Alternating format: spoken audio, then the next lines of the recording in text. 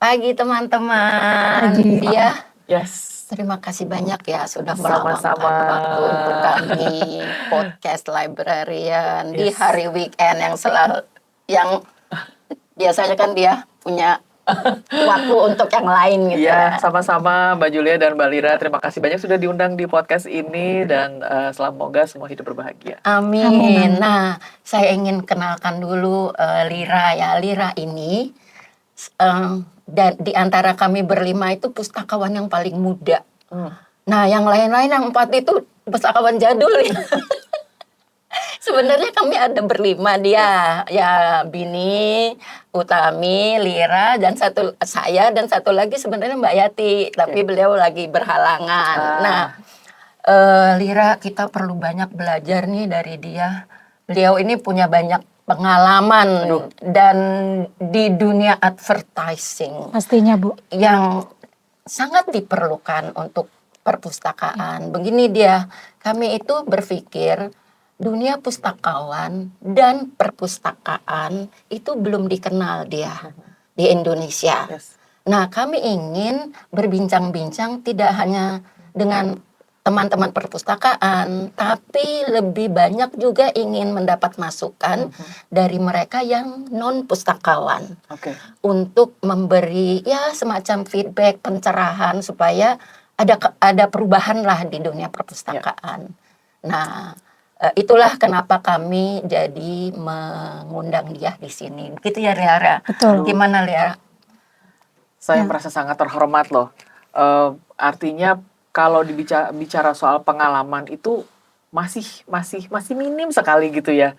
Tapi kebetulan aja memang pengalaman dari dulu itu biasanya kita menghandle sebuah produk di Indonesia gitu. Jadi ibarat nih sekarang perpustakaan ini nantinya mau seperti apa, ya. Itu yang mesti kita tanya pada diri kita sendiri gitu. Mau dipersif sebagai apa? Mau dianggap seperti apa? Dan ini mau tujuannya kemana? Itu dulu. Setelah itu semua terjawab, maka kita akan kita pindah ke tahap selanjutnya, yaitu ngomong-ngomong dia mengenal dunia perpustakaan sejak kapan? Sebetulnya udah dari zaman dulu ya, dari kecil itu memang selalu diberikan buku-buku cerita ya sama orang tua. Jadi tentang buku cerita, dan zaman dulu kan kita tahun 80-an kan buku komik gitu ya. Nah, akhirnya ketika memasuki bangku sekolah itu kan sering kita ke perpustakaan kecil di sekolah. Tapi memang puncaknya itu ketika waktu di perguruan tinggi. Itu saya senang sekali nongkrong di perpustakaan karena perpustakaan itu membuat saya tenang. Ya, gitu. Jadi pada zamannya dulu ketika kita mesti membuat PR, itu biasanya saya pasti duduk di perpus ya, kita sebutannya dulu gitu, kita perpus, duduk di sana tenang. Dan kebetulan aja saya cocok di lingkungan perpustakaan. Entah kenapa saya suka sekali bau buku, apalagi buku yang lama banget ya, zaman dulu yang kalau kita pindah itu kita mesti pakai pinset. Jadi saya pernah beberapa kali ketemu buku yang udah sangat lama. Terus dan saya tipikal orang yang kita tahu teknologi sekarang itu udah sedemikian canggihnya. Tapi buat saya buku is a basic. Maksudnya bukan basic apa, itu adalah sebuah dasar kita untuk ilmu pengetahuan gitu. Dan biasanya kalau lagi bepergian gitu ke beberapa negara gitu atau ke kota-kota, itu pasti saya tanya, di sini ada perpustakaan nggak? Asik. Pengen datang ke sana, pengen lihat.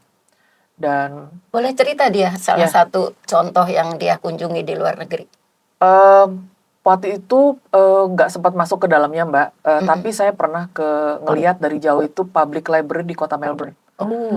Dan itu bangunannya sedemikian bagus gitu dari luar. Ini public library kok bagus amat gitu ya. Terus mungkin di dunia terkenal juga di kota New York juga ya. Public library-nya kan udah sangat lama. Dan kalau kita masuk itu dia pilarnya tinggi-tinggi, kemudian luas sekali gitu ya. Dulu bahkan pernah saya itu pengen bekerja sebagai pustakawan. Gitu. Saking demennya kita duduk di perpus ya. Terus saya juga pernah ke Arsip Nasional kan. Jadi magnetnya buku itu ke saya itu tinggi. Nah, cuman memang saya tuh setiap baca buku itu memang agak lama. Karena bawaannya selalu ngantuk tuh kadang-kadang. Jadi kayak sekarang nih, karena sekarang saya lagi ngambil beberapa studi gitu ya. Dan kami diwajibkan untuk membaca buku-buku yang diberikan. Nah, itu saya butuh waktu tuh.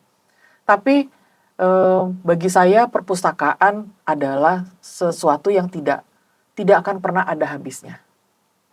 Disitulah kita belajar banyak sekali ilmu ya. Dan bertemu dengan banyak orang. Walaupun kita sebetulnya di perpustakaan kenalan memang agak susah. Tapi bagi saya perpustakaan Indonesia ini apa ya? Sekarang kita bisa lihat banyak sekali orang yang datang ke kayak perpustakaan kecil yang sekarang kan udah bagus sih yang di Jakarta gitu kan. Orang datang ke sana tuh udah kerja lah sekarang WFH di sana, dia kerja di sana, ngerjain tugas, baca buku dan sebagainya. Kenapa nggak kita jadiin sebuah gaya hidup yang luar biasa? Gitu datang ke perpustakaan. Dan saya kemarin juga datang beberapa waktu lalu mampir gitu ya ke perpustakaan Tangerang Selatan. Itu juga datang masuk tuh anak-anak, semua orang tuh rame sekali. Itu perpustakaan umum atau sekolah? Perpustakaan umum. Oh, perpustakaan Ya, umum. dan itu luas banget gitu ya di Jalan Ciater itu. Dia punya pengalaman berhubungan dengan pustakawan yang bekerja di situ? Kebetulan pernah ada memberikan beberapa buku karena memang saya dalam kondisi pengen memberikan semua aja. Jadi koleksi buku-buku saya udah saya berikan ke mereka. Karena saat ini sedang berdatangan buku-buku baru untuk sekolah gitu. Jadi semua komik, novel, buku-buku tentang doa-doa dan apapun itu udah saya berikan ke sana. Dan suasananya itu yang bikin membuat saya nggak tahu kenapa tenang aja gitu. Mbak Dia, Yes. mau nanya, jadi tuh Mbak Dia menyukai atau merasakan bahwa perpustakaan itu penting, bisa menjadi gaya hidup itu sebenarnya penyebab awalnya karena faktor dari orang tua yang mengenalkan perpustakaan, atau Mbak Dia melihat bahwa ketika Mbak Dia menemukan perpustakaan itu seperti tempat yang nyaman, lalu bisa mendapatkan pengetahuan di situ, itu menimbulkan rasa suka, rasa percaya dengan perpustakaan itu sebenarnya apa Mbak yang menyebabkan itu? Biar jadi bisa belajar buat kawan-kawan gitu, ternyata motif seseorang menyukai perpustakaan karena hal apa gitu? Mungkin karena didasari saya dulu suka banget baca buku dari kecil. Dan saya itu menyenangi buku-buku yang ada gambarnya. Jadi kebetulan saya matanya anak visual nih dibanding tulisan. Dari situlah saya mulai datang ke perpustakaan-perpustakaan. Jadi sebetulnya dasarnya adalah buku dulu nih. Jadi memang kalau orang udah suka baca buku, kan dia kemudian mengoleksi. Dimulai dari memiliki mini library di rumah. Bahkan cuma hanya sekedar satu kotak aja pun kita udah bisa bilang itu perpustakaan sebetulnya. Karena itu adalah foundation-nya gitu loh. Terus tiba-tiba ketemu nih sama perpustakaan di kampus. Nah, mulai tuh di situ tuh. Aduh, terus mulai datang ke toko-toko ke pasar loak di mana. Hobinya tuh beli tuh buku-buku zaman dulu. Tuh aku beli sekali beli tuh 10, 20 bawa pulang. Baca gitu. Jadi kamu itu sebenarnya kutu buku ya? Kutu buku sebetulnya. Jadi koleksi itu yang merupakan magnet kamu datang. Magnetnya koleksi itu. Jadi memang seneng gitu kan. Udah gitu zaman dulu kan kita ada kayak Tintin, ada Asterix. Nah, itu aku koleksi semuanya. Terus kemudian novel-novel kayak Lima Sekawan itu kan kita masa kecil aku dulu di zaman dulu kita viral banget gitu loh. Baca Lima Sekawan itu aku baca. Dan aku bisa mengulang baca itu bisa berapa puluh kali lah satu buku itu. Saking sukanya. Jadi ketertarikan aku dengan perpustakaan, kenapa akhirnya aku sampai sekarang nih jadinya datang ke perpustakaan, cari buku apa itu karena pengen belajar ya. Jadi kuncinya senang sama buku sampai pengen belajar. Tandanya kan itu muncul dari faktor internalnya Mbak Diah gitu ya Mbak ya. Nah terus ketika Mbak Diah menemukan bahwa ada satu fasilitas nih, ada satu tempat yang ternyata bisa memenuhi tadi kebutuhan yang Mbak Diah itu, Mbak Diah melihat bagaimana Mbak sejauh perjalanan Mbak Diah selama ini sebagai seorang kutu buku, seorang pembaca yang memang kuat sekali gitu, melihat perpustakaan, melihat tadi juga Bu Eli udah sempat menyinggung, pernah nggak berhubungan sama perpustakaan, Mbak Diah melihat itu makin menimbulkan rasa Mbak Diah untuk memanfaatkan perpustakaan nggak Mbak? Yes, dan selamanya. Saya sama perpustakaan itu pasti akan selamanya. Karena saya tipe orang yang cari tahu itu, kayak misalkan sekarang nih saya lagi ngambil extension course misalkan di STI F3 Akara. Saya pengen tahu, oh kemarin dosennya cerita soal ini, oke nanti saya cari tahu nih. Saya datang misalkan pas kebetulan saya bisa datang ke perpustakaan, saya akan cari buku itu, saya belajar. Kayak sekarang saya sedang mencari beberapa buku yang ternyata udah nggak ada di Indonesia. Saya cari di mana ya? Oh ternyata adanya dijual di negara ini, ada di perpustakaan itu, ya oke. Untuk sementara ya udah saya cuma bisa baca di Google aja. Cuman saya itu masih memiliki mimpi ya. Apa Saya tuh, Mbak? pengen mimpinya ini mungkin sedikit agak keluar dari konteks perpustakaan, tapi saya pengen banget bikin tempat nongkrong yang nuansanya itu sangat kental dengan musik jazz, tapi di situ ada mini library yang ada coffee dan sebagainya yang bisa kita gunakan untuk tempat melepas apapun itu yang ada di luar. That's menarik ya. Yes. Kalau kita kaitkan ke duniamu, advertising dan segala, what should librarian do in terms of branding? Kalau kita bicara bagaimana kita mengutilize ya elemen branding sebuah perpustakaan saat ini gitu ya. Ini perpustakaan mau ya kayak seperti yang tadi saya katakan di awal, mau dianggap seperti apa oleh masyarakat di Indonesia, itu pertama. Terus kita mau ke arah mana, itu yang kedua. Setelah dua pertanyaan ini kita udah mulai terjawab, maka kita bisa move kita bisa ke tahap selanjutnya, yaitu kita mau bicara apa nih di sini? Apakah ini nantinya akan sebuah komunitas? Apakah ini nanti akan kita memaksimalkan tools yang sudah ada? Ini kita punya nih perpustakaan terbesar di Asia Tenggara, perpustakaan terbesar di dunia, atau apapun kita sebut. Nah itu kita positioningnya kemana nih?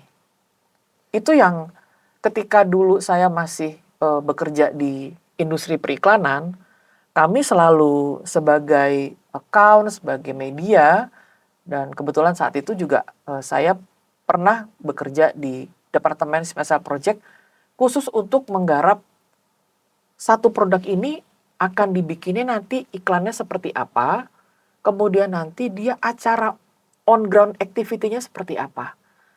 Enaknya perpustakaan, kita sudah tidak lagi bicara tentang on-ground activity karena perpustakaan tersebut sudah menjadi on-ground. Oke, Sudah hold berbentuk, on. ya. Jadi maksud dia perpustakaan dan pustakawan itu harus menentukan a unique identity. Yes, the brand identity itself. Brand identity itu dulu sebelum mempromosikan dirinya. Ya, seperti yang kita lakukan saat ini. Jadi masing-masing orang itu kan memiliki keunikan, ya, memiliki kekuatan, memiliki kelemahan, apa yang bisa kita keluarkan. Dan percayalah, setiap produk atau setiap personal ya, itu pasti memiliki lebih banyak kekuatan dibanding kekurangannya. Atau kita menggunakan kekurangan tersebut menjadi sebuah kelebihan. Oke, tambahan informasi ya dia. Perpustakaan itu ada 3 macam. Ya. Ada perpustakaan sekolah dan akademik yang serving dunianya sendiri. Ada perpustakaan umum which is serving the community. Dan ada juga perpustakaan khusus itu biasanya ada di dalam satu organisasi, be it a corporate atau organisasi pemerintah. So mereka semua itu punya karakter masing-masing dia. Jadi they have to find their unique identity within their world Ya, dulu. ya. Jadi kalau misalkan ada 3 macam itu, ya masing-masing kita lihat. Oke, kalau yang misalkan buat serving community. Serving community, for instance, dia community-nya kemana nih? Contoh misalkan, oke kita punya perpustakaan khusus buat anak-anak sekolah dasar. Jadi semua buku yang ada di sini itu sudah parental guidance-nya udah hanya terbatas sampai usia 10 tahun misalkan. Jadi mudah dicerna oleh mereka. Nah, cara berbicara mereka, berkomunikasi mereka keluar itu juga nanti akan sesuai dengan apa yang akan mereka dengarkan, yang mereka pahami.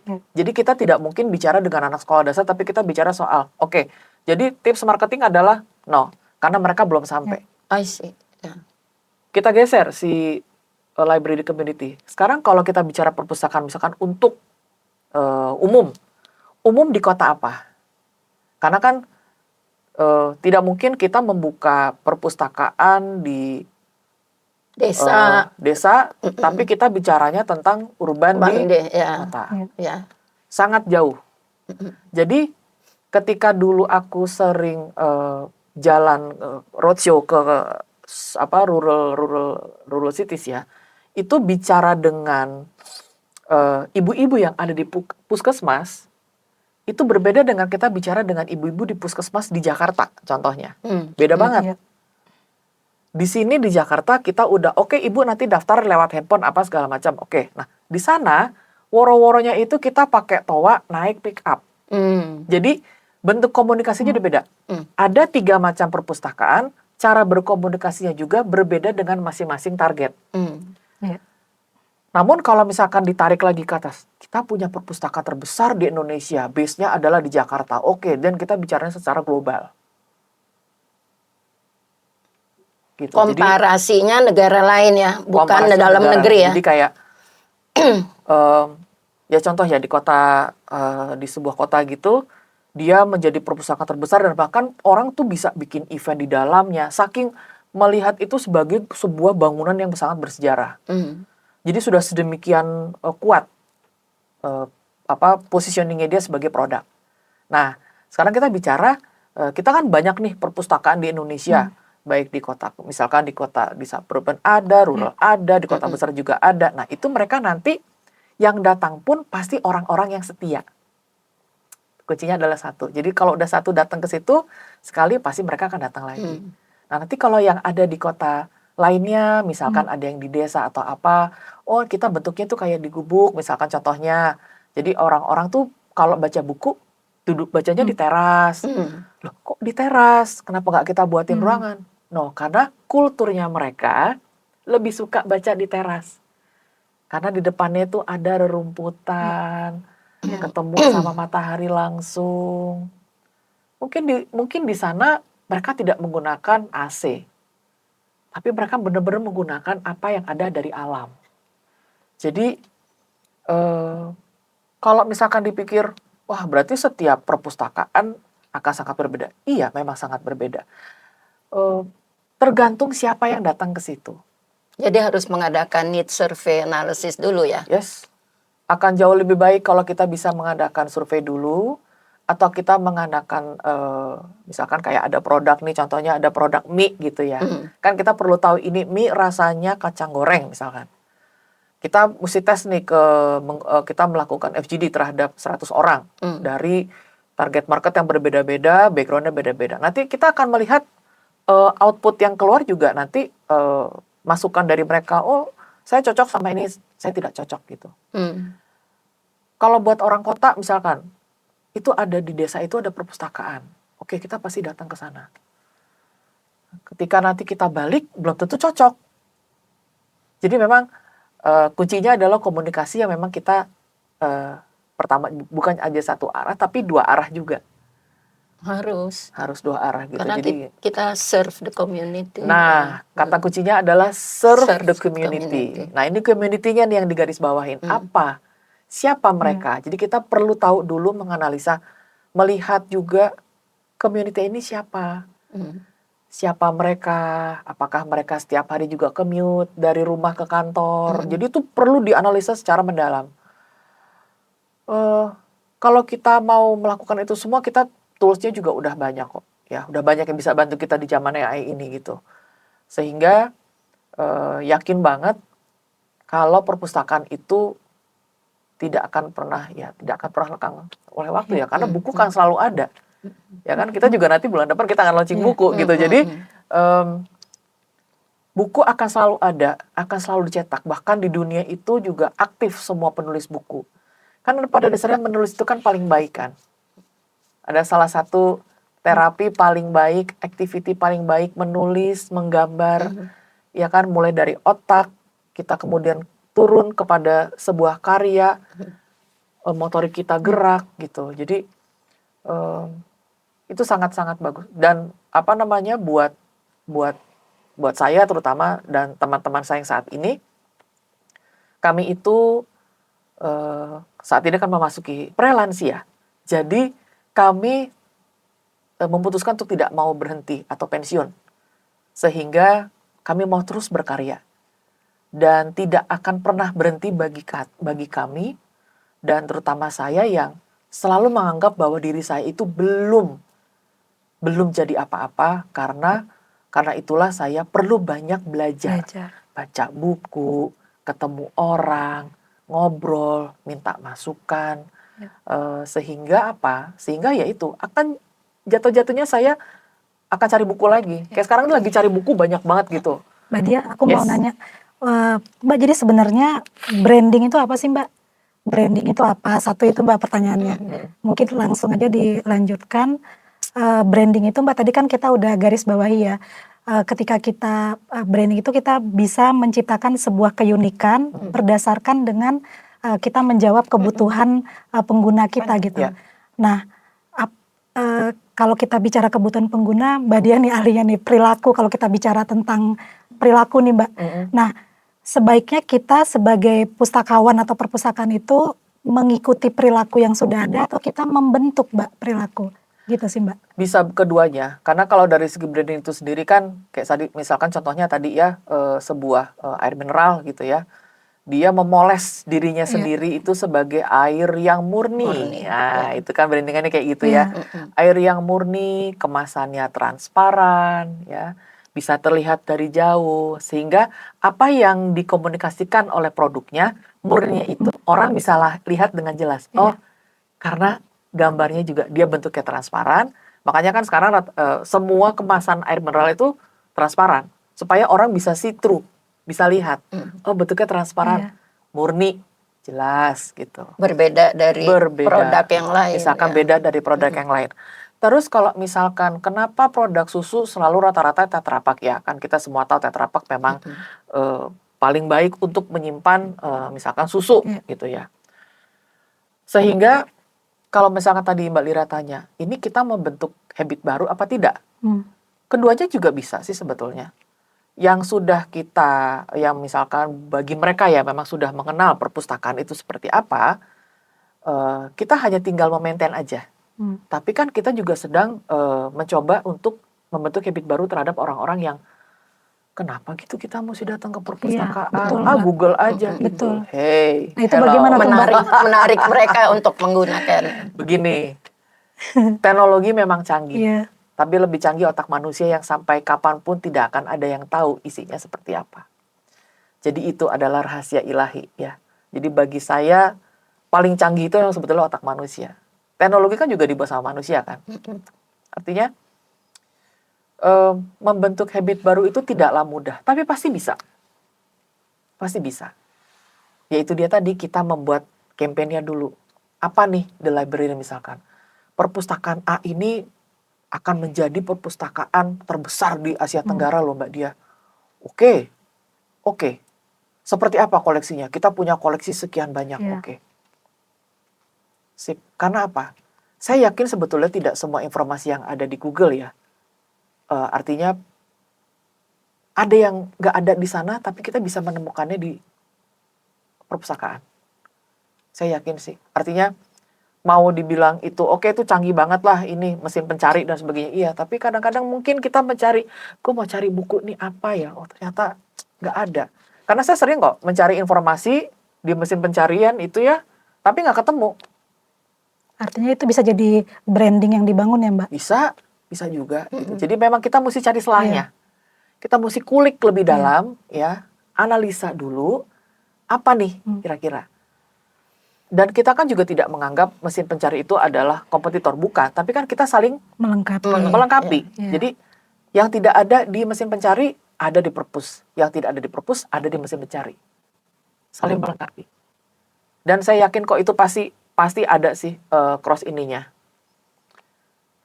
Gitu kira-kira. Soalnya ada anggapan gini, apa sih lu pustakawan kan lu cuma naruh buku-buku aja di rak gitu. Oh. They don't know behind the scene. Well, itu loh. tak kenal maka tak sayang ya, yang bisa kita bilang kepada yang mereka bilang seperti itu. Tapi it's okay, nggak apa-apa. Mereka kan belum tahu. Jadi belum tahu sebetulnya perpustakaan itu apa. Mungkin mereka pikir cuman, ya kan gue cuma pinjam buku aja. Well, enggak sih.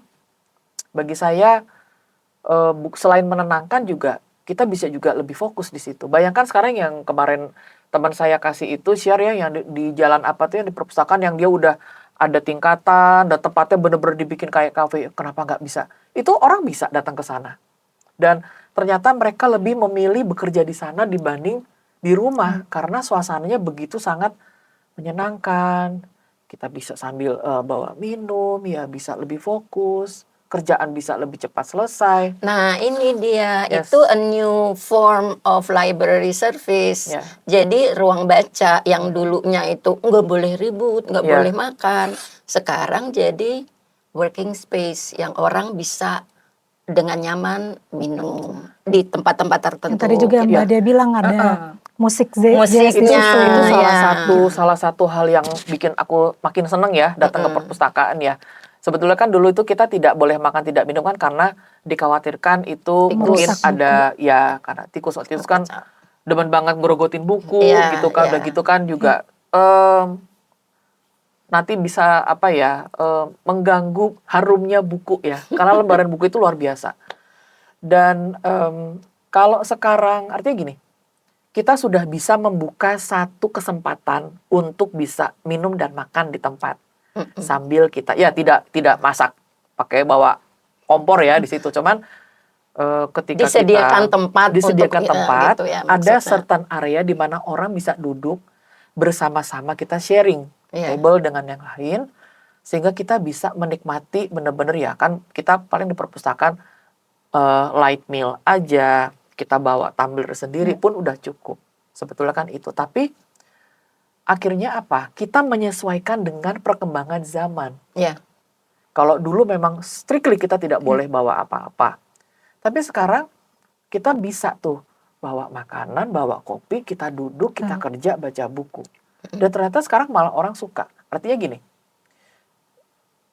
kan banyak pakar di Indonesia ya atau di dunia bilang the world is shifting ya. Kita mengikuti apa yang terjadi. Jadi memang kita tidak akan stuck di satu waktu aja. Usia kita boleh bertambah. Nah, begitu juga dengan ilmu pengetahuan kita. Kan kalau kata sesepuh zaman dulu, kejarlah ilmu sampai ke negeri Cina. Nah, sebelum ke negeri Cina, kita kejar dulu ke perpustakaan. Karena semua referensi kita belajar ada di situ. Itu yang saya lakukan saat ini. Karena saya butuh banyak bantuan referensi dari berbagai pihak, dari banyak orang. Makanya saya ambil sekolah, saya baca buku lagi sekarang. Bukan cuma serta-merta menjadi orang yang apa ya biasa-biasa aja enggak. Tapi kan kita kan upgrade ya. Nah, kata kuncinya adalah upgrade skill. Apa nih skillnya perpustakaan nih? Tidak hanya cuma sekedar nyimpen buku, tapi apa selain itu? Kalau kita zaman tahun lalu kan, ya kita hanya bisa apa gitu ya, daftar pinjam buku terus oh iya aku tuh anak perpus loh jadi kalau pinjam buku pasti ada kartunya gitu kan ya. Itu aku senang banget tuh kalau lagi pinjam buku terus kembaliin gitu. Nah, habit baru itu bisa kok kita bentuk dan sekarang pun sudah terbentuk sebetulnya. Ya. Betul.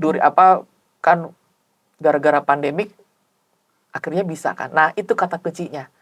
Dulu orang berpikir tidak bisa kita merubah habit. Bisa kok ternyata orang kalau nggak ada pandemi kita nggak bisa berubah. Ternyata bisa kerja dari rumah, ternyata bisa melakukan meeting online, bisa melakukan banyak hal seperti yang kita lakukan. Saat Sorry ini. aku tanya, sebagai mahasiswa dan sekali lagi pembelajar, apakah dia mengetahui bahwa koleksi perpustakaan itu tidak hanya buku, tapi ada jurnal Iya, ilmiah, ada magazine, ada data industri yang lain-lain? ya, Tahu tapi kan, yes. how do you know? Menemukan langsung di perpustakaan. Karena kan Oh, kayak sekarang aku sedang mencari jurnal kan. hmm, Jadi jurnal untuk saat ini aku sedang mendalami tentang behavioral psychology. hmm, Karena sedang sudah memutuskan untuk menjadi life mentor sehingga kita belajar. hmm, Jadi jurnal-jurnal orang itu aku baca. hmm, Kemudian mungkin kalau majalah kita pasti ada rata-rata ya. Cuman mungkin tidak selengkap yang sekarang. Dan aku rindu sekali dengan majalah. Rindu sekali dengan majalah karena pegangan kita dulu itu kan. Iya. Sama koran. Dulu itu aku bukan bacaannya ya. Tapi dulu minimal itu aku melatih kayak belajar bahasa Inggris itu dari The Jakarta Post. hmm, Terus karena dulu kerjaannya masangin iklan baris Harian Indonesia. Mungkin pernah dengar Harian Indonesia. hmm, Terus ada juga koran bahasa asing lainnya. Itu aku belajar. Terus terkadang kalau misalkan lagi travel ke luar, itu aku beli tuh koran di luar. Nanti aku baca selama perjalanan. hmm, Intinya perpustakaan itu sudah banyak sekali membantu perjalanan aku. hmm, Dan sampai kapanpun aku pasti datang ke perpustakaan. hmm. Nggak tahu ya, magnetnya tuh kalau datang ambil buku, duduk tuh kayaknya udah lupa dengan apapun yang ada di luar. Hmm. Nah itu kan kalau dari sisi Mbak Diah yang punya pengalaman positif, memang ada kebutuhannya sudah terbangun gitu loh, kebutuhan Dan proaktif juga, iya. kebutuhan akan harus terus menjadi pembelajar, menjadi manusia yang berpengetahuan yang menganggap selalu diri itu harus tidak pernah selesai gitu untuk belajar gitu. Ya. Nah, menurut Mbak Diah nih, kalau kita lihat dari sisi branding itu pustakawan harus melakukan apa ya Mbak supaya pustakawan ketika sudah lengkap dengan koleksinya, kegiatan-kegiatannya sudah ada. Kalau tadi kita bicara sekarang perpustakaan udah terbuka kok Mbak, misalnya boleh bawa minum, ada kegiatan-kegiatan bahkan ada teater kecil di dalam perpustakaannya gitu, udah terbuka gitu. Nah tapi kalau kita bicara tadi dasarnya nih Mbak, bagaimana kita membuat tumbuh seperti orang-orang seperti Mbak Diah dan kawan-kawan Mbak Diah tadi yang Inspiring others gitu, to be like you itu Gitu. in terms of branding, what should a librarian do? Ini yang kita lakukan. Salah satunya adalah podcast. Jadi di zaman yang sudah sangat tinggi dengan sosial media, semua sangat dipermudah. Ini yang kita lakukan. Jadi sering-seringlah kita menampilkan diri kita. Yang aku lakukan sekarang saat ini sebagai untuk membuat branding baru untuk Life Mentor adalah sering-sering posting tentang kehidupan itu seperti apa. Ya ibaratnya begini loh pengalaman aku ketika merubah yang dulunya hitam sekarang jadi putih, yang dulunya merah sekarang biru. Sering-seringlah kita berbagi. Itu yang kemarin aku pelajari juga di Sekolah Public Speaking Academy. Saat ini kami juga sedang diminta untuk belajar tentang personal branding sehingga orang-orang jadi tahu siapa kita. Yang kita lakukan adalah sering-seringlah berbagi, berbagi konten. Ya kan sekarang hampir semua dunia itu konten kreator sangat ini ya, sangat luar biasa gitu perkembangannya. Jadi tak kenal maka tak sayang Tak gitu kenal ya. maka tak sayang gitu. Jadi dan kuncinya adalah tidak perlu takut ya. Selalu percaya diri dan yakin akan selalu ada yang nonton di luar sana. Nah, itu dia salah satu aspeknya dia, percaya diri. Percaya diri. How do you motivate people to be percaya diri? Kalau ditanya bagaimana cara memotivasi, saya emang kepercayaan diri emang luar biasa sih. Kelihatan.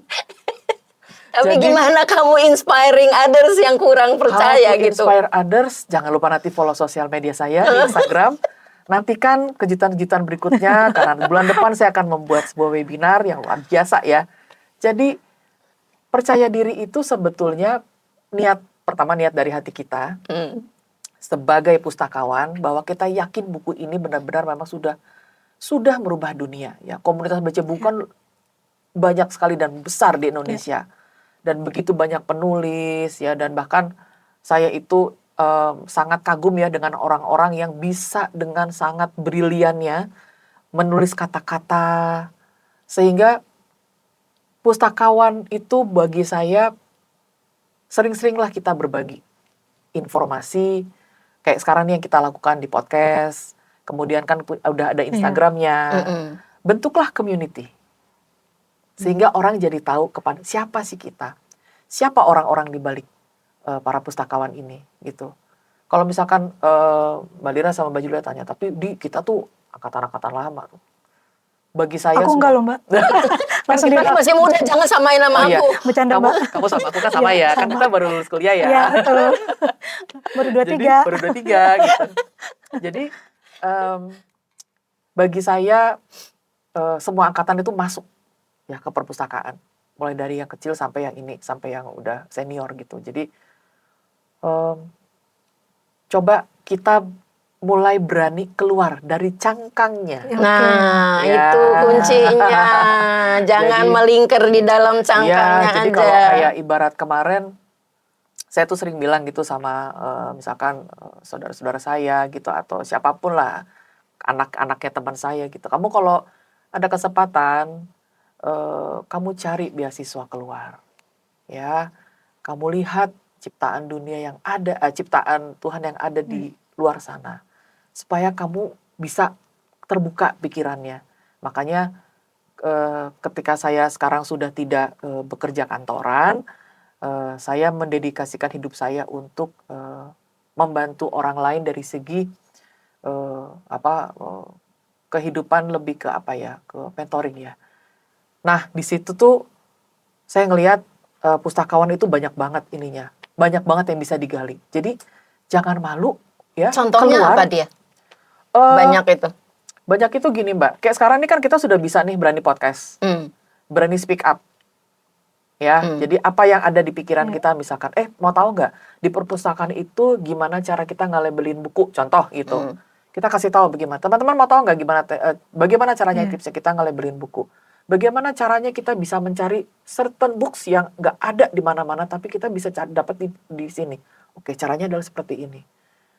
Banyak banget yang bisa kita gali Mbak. Karena satu produk atau satu perpustakaan, satu gedung itu akan banyak sekali yang bisa kita bedah. Makanya kayak tadi ya, selain membedah produk, kita juga mesti membedah siapa nih konsumennya. Kita pelajari perilakunya. Tidak perlu takut lah. Kayak saya juga kemarin, dulu kan saya orangnya, mungkin saya tuh merasa diri saya selalu introvert karena tidak pernah berani untuk ngomong apa-apa. Tapi ketika masuk di dunia kerja, mau tidak mau kita dilatih untuk bisa presentasi, pitching di depan klien. Aduh, gimana ngomongnya ya? Tapi bos-bos saya yang dulu itu selalu selalu mengencourage saya untuk kamu bisa dia. Caranya adalah kamu baca dengan baik materinya, kamu latih di depan kaca. Itu kan kita zaman dulu banget ya. Tapi jadi harus punya pengetahuan tentang produk yang akan dipresentasikan. Yes, betul. Jadi bagaimana caranya tadi mau keluar ya pustakawan, kita juga belajar juga di luar. Kalau ada kesempatan main-mainlah kita ke perpustakaan tadi di Melbourne, atau kita mampirlah ke public library yang ada di London atau di mana. Kita bukan bicara soal luar negerinya ya, tapi kita bisa belajar banyak hal dari orang lain juga. Kalau aku sih, ini sudah masuk di dalam plan aku bahwa aku nanti mau ke perpustakaan ini, mau ke perpustakaan ini. Pasti yang aku cari perpus. Nyampe mendarat yang dicari supermarket dulu. Karena mesti cari stok makanan. Kedua, oke di sini ada apa? Oh, satu hal lagi, aku suka banget sama museum. Nah, museum sama perpustakaan mirip ya. Yang satu aktif dengan buku-bukunya orang datang, yang satu kan juga orang datang ngelihat ada koleksi Sejarah. apa di sini, kan sama-sama bersejarah kan. Jadi kira-kira itu. Wah, saya nggak percaya diri Mbak Dia. Well, dunianya sudah terbuka lebar loh. Dari 10, 15, 20 tahun yang lalu tuh kita Indonesia sudah diberikan bukan warning ya, tapi sudah disani bahwa hey, sebentar lagi dunianya berubah. Akan ada semua pergerakan digitalnya berubah. Mana kebayang sih kita sekarang bisa pesen ojek tapi online? Iya. Kan nggak pernah kebayang. Mana pernah kebayang sih kita sekarang tulis di di AI. Coba bagaimana cara membuat iklan yang ini tiba-tiba keluar aja gitu semua. Kita tidak pernah terbayangkan bahwa kita akan masih hidup di zaman ini. Masih hidup di zaman dari pandemi kemarin. Merasakan seperti apa itu pandemi. Jadi berani keluar dari cangkang, mulai membuat sesuatu, gerak. Jadi kita mulai. Berpengetahuan terus dan tidak akan pernah berhenti. Jadi kalau lu mau jualan, lu mesti tahu dulu dong barang yang lu jual gitu ya, kira-kira gitu ya. Betul. Produknya apa? Kayak bulan depan saya mau bikin webinar. Sama teman-teman di kelas, kami mencari tahu dulu. Oke, temanya apa? Sepakat, targetnya ke siapa? Sepakat, free atau bayar? Sepakat. Bikin materinya. And then go. Itu perlu kreativitas tinggi ya? Semua orang kreatif, Mbak.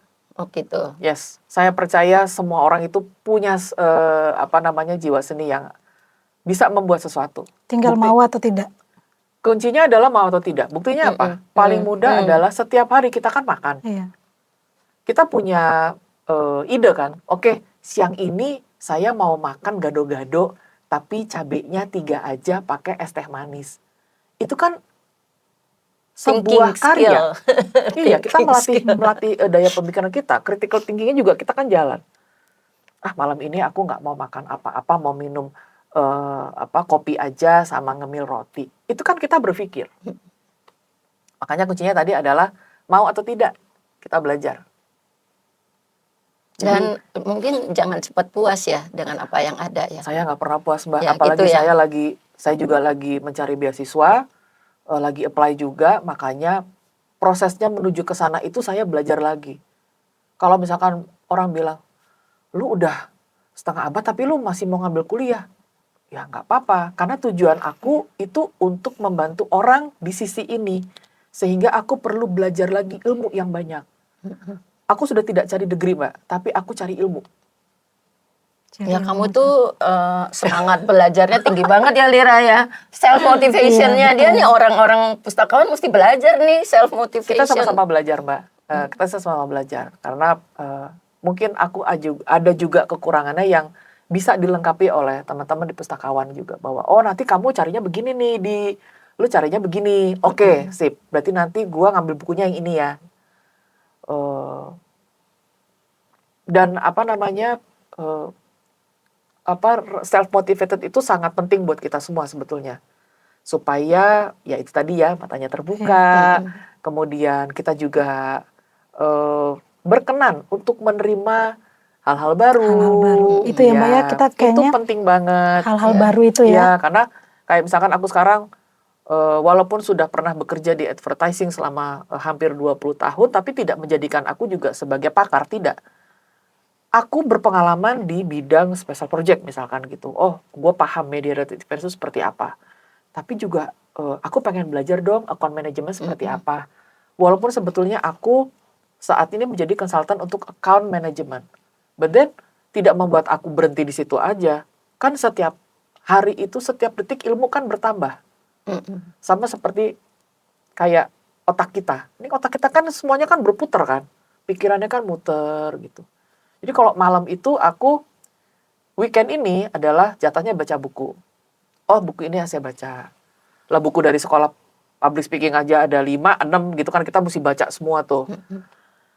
Dan menyenangkan ya baca buku itu. Itu Iya, betul. Kayak kita menemukan diri kita sendiri, secluded, diem, udah nggak ada yang bisa ganggu gitu, dan itu sangat baik untuk kita merefleksikan diri kita sendiri. Betul. Jadi banyak juga ya Lir, perpustakawan harus belajar apa ya di branding. Ya, nanti kita sama-sama belajar. Kalau kita bicara branding Mbak, yang branding itu lebih faktor yang paling mempengaruhinya nih adalah skill dari si pemilik branding tersebut, dalam arti kalau kita kaitkan sama perpus adalah pustakawannya, skill pustakawannya, atau bagaimana skill pustakawan atau sebenarnya bagaimana dukungan organisasi terhadap pustakawan untuk membentuk perpustakaannya seperti apa, Mbak? Semua hal ya. Jadi cakupannya adalah ini luas banget. Kita butuh support banyak pihak. Gak cuman mungkin komunitasnya kita aja, tapi Dari ya mulai pimpinan. semua lah. Iya. Iya. Apalagi kan kita tahu nih Mbak, perpustakaan itu kan hanya unit pendukung Unit ya. pendukung, Kita ya. harus sadari itu satu unit pendukung. Yang kedua sekarang dengan adanya digitalisasi Digitalisasi, yang AI segala AI macam segala. itu. Nah, kita harus pintar-pintar gitu Mbak mencari posisi kita gitu untuk memastikan bahwa perpustakaan itu tetap ada dan memiliki fungsi yang berbeda dan melengkapi dengan segala macam perubahan yang terjadi itu gitu. Dan memiliki daya tarik ya. Iya. Ya, itu dia yang agak susah, memiliki daya magnet. Sepanjang yang saya tahu ya, perpustakaan itu akan selalu punya daya magnet tersendiri. Ketika kita datang ke perpustakaan itu pasti kan ada sesuatu yang kita cari, gitu. Itu pertama. Kalau orang dan apa yang saya lihat saat ini di negara kita, itu orang koleksi buku itu udah sedemikian banyak ya. Terus ketika kita datang pun juga kita bisa menemukan banyak sekali hal. Kita support butuh banyak ya dari semuanya, dan kita itu bukan gini loh. Kalimatnya perpustakaan bukan cuma sekedar hanya unit pendukung, tapi enggak. Tapi perpustakaan itu adalah sesuatu yang utama. Semua orang itu nantinya akan datang ke perpustakaan kok. Saya yakin banget. Iya. Daya tariknya apa? Ya salah satu itu tadi. Udah boleh bawa minum. Kemudian ada Pustakawan yang ramah, pustakawannya yang ramah juga. yang menjawab kebutuhannya cepat. Yang menjawab kebutuhan. Saya waktu datang ke apa tuh yang di Ampera, lupa deh Mbak. Arsip Oh, nasional. Andri, Iya. Arsip Andri. Nasional. Itu datang ke sana mencari sesuatu kalau nggak salah, itu saya sangat Ke museumnya dibantu. itu ya Mbak? Dia ke museumnya ya? Museum Ya, yang yang di kota, Jalan Ampera ya. Ini yang di Ampera. Yang di Ampera. Oh, Mereka datang, cari apa Mbak? Oh, saya mau cari ini Ibu. Oke, waktu itu urusan pekerjaan. Saya diminta sama klien untuk cari sesuatu. Mereka bantu kita. Oh, boleh saya kopi nggak? Boleh, nanti ini aja. Ini kebetulan misalkan tidak bisa keluar atau apa, tapi nanti Anda bisa kopi ini di sini. Nanti kita bantu gitu. Terus saya kasih nomor telepon dan sebagainya. Mereka akan hubungi kita lagi. Asisnya tuh bagus banget gitu loh. iya. Saya selama ini datang ke perpustakaan manapun, servisnya luar biasa. Itu sih sebetulnya. Dan sangat-sangat berharap bahwa seluruh masyarakat Indonesia ya bisa datang dong ke perpustakaan ya. Karena biar bagaimana juga buku itu akan selalu ada di kehidupan kita. Dia tidak akan pernah pergi loh. Buktinya kita kan selalu kayak ada buku. Kamu jangan lupa nanti bawa buku ini. Bawa buku ini. Ibu-ibu kan buku catatan belanjaan. Bapak-bapak buku pengeluaran yang udah dipakai sama istrinya gitu kan. Anak-anak buku jurnal. Buku diary. Saya tuh dulu hobi banget nulis diary. Ya. Semua orang menulis kan. Ya udah. Iya. Itu base-nya udah ada kok. Semua orang menulis, semua orang bisa membaca. Pasti bisa datang ke perpustakaan. Intinya bagaimana kita berusaha mengambil peran itu ya Mbak? Yes. Sebenarnya apapun profesinya kita kan harus memastikan diri kita berperan gitu ya Mbak ya, berperan yang baik gitu terhadap bidang kita itu gitu. Ya, berperan yang baik. Dan saya sedang menanti-nanti semoga mimpi saya bisa jadi kenyataan ya. Karena Amin. Amin. buku yang nantinya ini semua orang boleh nih nyumbang ke tempat saya. Terus sebetulnya rindu dengan zaman 80-an sih, 90-an itu. Saya pengen menciptakan lagi suasana ketika zaman dulu itu kita duduk itu bisa dengan sangat nyaman. Tiba-tiba ya ngobrol dengan orang yang sebelah nggak dikenal, tapi kita juga niatnya maksudnya oke, niatnya kita sama-sama baca buku nih gitu. Tempat itu menjadi tempat apa ya? Ibaratnya meminjam istilah kerennya one stop solution untuk orang-orang yang Community hub. Community hub. Yes. Mbak Dia, Mbak Dia, Bu Eli tuh, aku tuh hari ngobrol dengan Mbak Dia ini sebagai yang berlatar belakang ilmu perpustakaan gitu ya, seperti melihat harapan gitu ya, bahwa ternyata Iya, betul, Nani. masih ada orang-orang pengguna-pengguna kita yang menyadari sekali Ya, bahwa sama. perpustakaan itu Berperan ya. berperan gitu ya, Dan dibutuhkan. dan dibutuhkan gitu. Nah itu membuat seharusnya kita gitu jadi refleksi gitu ya. Refleksi, ya. Kita harus melakukan apa lagi nih untuk bisa memberikan pelayanan yang lebih baik gitu. Terus kita mungkin menjadi refleksi juga sebenarnya apakah nilai atau title yang kita berikan untuk perpustakaan kita itu sudah tepat atau belum, sudah baik atau belum. Jadi ini menjadi kesempatan kita gitu.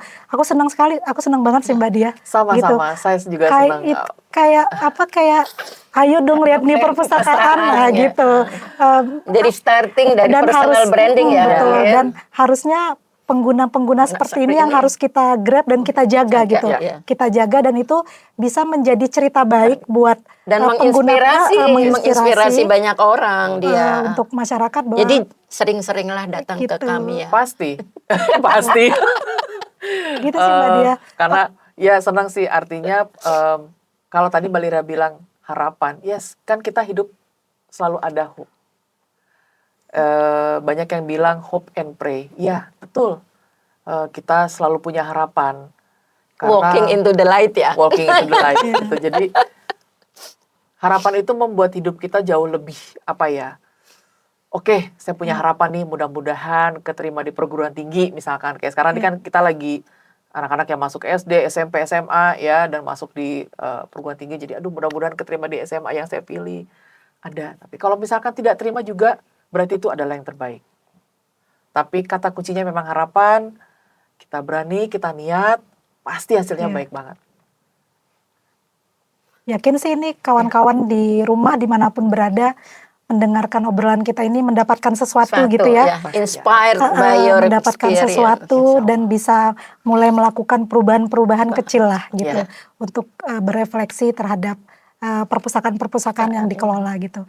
Dan bukan hanya untuk teman-teman perpustakaan ya Bu Eli, Mbak Dia, artinya mungkin juga. para kawan-kawan di sini yang entah itu anak-anak, remaja, para ibu, para ayah yang melihat obrolan kita hari ini bisa terinspirasi gitu bahwa membaca itu penting gitu ya, menjadi terus memenuhi pengetahuan itu terus-menerus juga menjadi penting, dan ada perpustakaan gitu dalam ruang-ruang yang sunyi gitu ternyata dalam ruang sunyi tapi ternyata bisa banyak kegiatan meriah dilakukan di sana gitu loh. Dalam ruang yang sunyi itu begitu terasa riuh di hati kita. Iya, betul. Itu puitis sekali. Jadi dan sekarang itu saya lagi senang. Jadi saya lagi, saya tuh kan kalau di Serpong itu kan kita BSD kan ada Gramedia ya, di Bintaro juga ada. Itu saya hobinya datang ke sana, beli, saya baca, habis itu saya taruh di perpustakaan. Sekarang saya lagi hobi kayak gitu. Jadi saya menyimpan bukunya, saya taruh aja gitu. Saya kasih siapa, nih baca buku. Nanti kalau udah banyak, saya taruh lagi ke perpustakaan. Kemarin ada teman juga ya, dia kasih juga banyak ke sana gitu. Karena semakin banyak koleksinya gitu ya, itu semakin banyak orang yang datang ke sana. Saya yakin banget deh. Jadi dan kita promote gitu ya, bahwa kita punya koleksi ini, kita punya koleksi ini. Oh, berarti kita bisa nih jadikan ini sebagai tempat referensi kita mencari buku komik tahun 90-an, contohnya kayak gitu. Oke. So fruitful. Terima kasih banyak sama-sama, atas semoga masukannya. bisa membantu dan saya senang sekali ya bisa untuk diundang ini pertama kalinya. Memperluas wawasan pustakawan juga dia. Sama-sama. Thank you. Oke. Terima kasih banyak Sama-sama Mbak Mbak Lira, Mbak Julia. Kita- Semoga semua hidup berbahagia. Amin. Kawan-kawan podcast, kita sudahi untuk obrolan kita di sesi Mbak Dia ini.